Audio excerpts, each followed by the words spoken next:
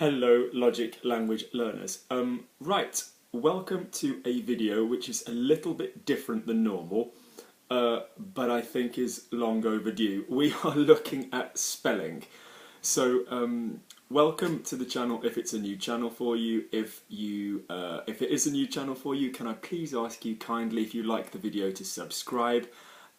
Click like on the video. Anybody that needs to contact me, by all means do so at logiclanguagelearning@gmail.com or joining the Facebook group Logic Language Learning on Facebook. Fine, brilliant. So this video is about spelling, and as you know, the bulk of my method is avoiding visualization. The bulk of my method is when you go to speak to not be reading and seeing things in your mind. But that does not mean in a million years that I don't want you to be writing in French or certainly reading in French and communicating, okay? So this is just for me to say that you think about spelling at the point at which you spell. So for example, when I say to you now, and I say I don't want you to do something, I'm not visualising D-O-N''T. I really can't stress that enough. It's really ugly. It is when people are trying to talk to you as a teacher and they're visualising and they're going with their eyes. So we really need to try to avoid that. So this is to be thought of at the point at which you go to write. So as and when you're writing things that you can hear in your head. So never find a sentence with the pen. Find a sentence with the mind, with the mouth, with the ear. Okay. So when you can hear what you want to say using the techniques that you've got, when you go to write it, this is what we're on about. Okay. So it's really important that you don't sit there and do that. And it's not just important. It's worse. The quality is worse. I've got some fantastic speakers, that I'm teaching at the moment. Helen is one of them. I'm sure she won't mind me saying. And when she goes to write, she can spell. She just isn't as creative in the same way. And this is what I'm on about. You've got to think what you want to say and then go to write. Because when you speak in English or write an email in English, you can hear your voice, can't you? You can sort of hear what you're trying to say, and that is the point I'm making in French. Great. So with that little warning out the way, let's crack straight on and work through these. Now these are kind of, how many have I done in the end? Did I do 15, 16, or probably almost 20? So these are my number one spelling problems that I come across, and they're in no particular order, but it's really useful for you guys to get these down, okay? And if anybody has an exam coming up, my God, this is a useful video. So, in no particular order, these are just the order that I thought of them. Number one, any verb. And all of these, as per normal, will be written underneath, and if you can't find the description box, there's a little triangle to the right of the screen normally, and if you open that up, it won't always appear. You have to open it up and you will find all of this written out. So number one, any verb that ends in a Y-E-R, yeah, so by definition an A verb, so essayer, nettoyer, for example, we lose the R when we end on that syllable. We swap it for an I. So what I mean is, if you've got something else after the yay part, so essayeront, if you've got something after the R, okay, after the R basically, if you've got something after the R, then you keep the Y. So nous essayerons, yeah, essayer with an O-N-S on the end. Vous essayerez would be fine. Actually, what am I on about? No, scrap that. It's even in the present. So, nous, anything that would come after the, any ending that would come after the Y part. So, essayons, essayer. Yeah, when there's another sound afterwards, you'll have the Y to give a slide up to that sound. Essayons, essayer. Any of the was tenses, j'essayais, Y-A-I-S to essayer, Y-A-I-S. So when don't we use this? When we've got essaye, so when your last vowel, when your last syllable is the vowel. So essaye, essaye. So if we had nettoyer, to clean, okay, je nettoie, the lot is ending on a vowel, je nettoie, it will be O-I-E, tu nettoies, O-I-E-S. We won't have a Y there, yeah, we won't have a Y there. So nettoyer, je nettoie, ending on the vowel, no Y, have an I, tu nettoies, have an I, il nettoie, have an I, nous nettoyons, yeah, we've got something after that, nettoie, okay, so nettoyons will have the Y, nettoyer will have the Y, il nettoie, oh, we've got nothing after it, so we are going to have an I, okay, so if that's not clear, please do get in contact with me, okay. Lovely, the next one is, is when we make words feminine that end in an E and an R normally, we add a grave accent. I forget which way around this video the camera gets turned on this video, but basically it means as you're looking at it on the page, it's going from top left to bottom right. So words like premier, yeah, premier, when you say the feminine, première, there will be I-E, top left, bottom right, R-E, première, okay, première. What else do we have like that? Dernier, dernière, okay. Most words in French that go er have at the end of a word spelt with an E will have that accent. Okay, so there's a couple of words that do, like chair is like flesh, it's spelt differently. Okay, but think mère, we've got that accent. Père, we've got that accent. Top left, bottom right.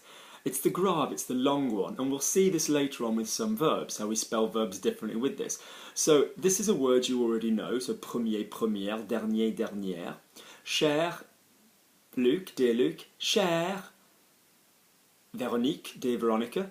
You will have the accent there, so to remember that grave accent comes in on an ERE when we've got the feminine, okay? Next one. On the same note, verbs change when we have this thing happening. So let's look at the word préféré. Now if you were to say this verb with me, préféré, okay, you are saying so you've got three above the line. So basically what do we talk about? We say a sound will either be above the line or below the line okay. There are obviously examples of sounds that go above the line where we don't use an accent. So the end of an A verb, for example, manger, we have an A, he, the word and, A, et, these are ER, ET, we don't have an accent. There are times where this doesn't happen, but as a general rule, if you don't have an accent, you are going and if you have an accent, you have Now the question once you're above, once you have an accent, is which accent? And if it is a quick okay, it's the same place in your throat, If it's quick, it will be bottom left to top right, the accent aigu, the acute. And if it's slow or long, it will be, moderately slow. It's not ridiculously slow. It will be the grave accent. So, for example, père is the end of the word. We don't say père, okay? But we say écouter, for example. Écouter is to listen to. So we'll have that first accent going, the acute, going bottom left, top right. So, for example, a way to check it out is try and say the quick ones slowly. You can say père slowly and it doesn't sound stupid. Mon père, okay? If you said a word which was supposed to have an acute, a quick accent, so bottom left, top right, and you said that slowly, so instead of saying école or église or écouter, if you said écouter, école, that would sound weird. So let's look at the verb préférer again. So we've got préféré, so accent bottom, so we've got acute, then the ER. But je préfère, I prefer, like the verb, je préfère, tu préfères, we've got one going one way and then one going the other way because it's yeah, quick, long, je préfère. So that's really important. If you had then, for example, my favourite restaurant, mon restaurant préféré, you're going to have three of the quick okay? So basically you can learn this pattern or you can just be really careful because you're going to write in GCSE or A-level or whatever, je préfère, I prefer, so it's going to be bottom left to top right, top left to bottom right. Yeah, it's going to swap. Air. Okay. Lovely. Next one.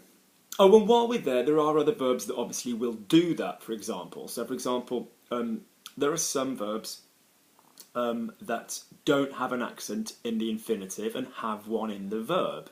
When, like essaye, it's all about where the last sound falls. So, for example, if we've got lever, to get up, lever, lever. As you know, I get up, je me lève. So we've had to add the accent, the grave, going top, left, bottom, right, je me lève. Because we don't say je me lève. Love, ironically, is an English word. So, for example, je me lève, tu te lèves, il se lève. Nous nous levons. We've got a sound after. Yeah, we've got a sound after the V, so that's fine. Nous nous levons. So we would write that L-E-V-O-N-S. Vous vous levez, L-E-V-E-Z. They get up, ils se lèvent. It's the last sound. We need a bit of interest on the last sound. So when we have that one, the accent, the grave, okay? And that is similar to what happens with appeler and appelle and projeter and projette, but we'll deal with that one later. Number 4, SST. SST is a brilliant pattern and you will see it all over the place in French. So let's look where it falls. So, if you've got, let's look at the was tense first. So when we look at was, you've been taught correctly, and most of you that are working with me are doing it really well, you've been taught to say a for the was tense. A. Yeah? But if you think about it, when you come to spell it, they're not all the same spelling. Yeah? And now I don't want you thinking of these when you're trying to find them, but you need them in your head when you come to spell. So, for example, je mangeais, tu mangeais, il mangeait. We've got AIS, AIS, AIT, and obviously AIENT at the bottom. I finish, je finis, tu finis, il finit. Spelling SST. Yeah, think T for third person, T third. Je suis, tu es, il est, EST. Happens loads, the T. Je sors, SORS, tu sors, SORS, il sort, SORT.